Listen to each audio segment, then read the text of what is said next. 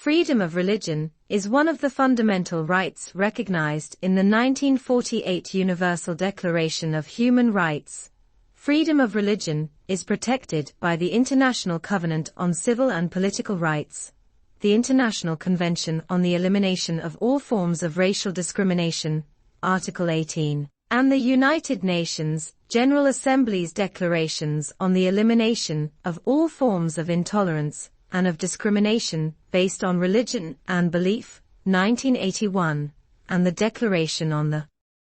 Rights of Persons Belonging to National or Ethnic, Religious and Linguistic Minorities, 1992. As far back as 1962, the United Nations General Assembly, UNGA, adopted a non-binding resolution which demanded the rescission of discriminatory laws perpetuating religious intolerance.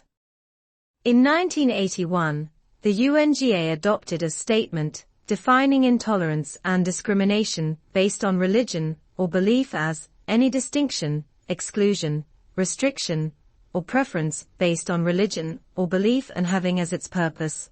or as its effect nullification, or impairment of the recognition, enjoyment or exercise of human rights and fundamental freedoms on an equal basis.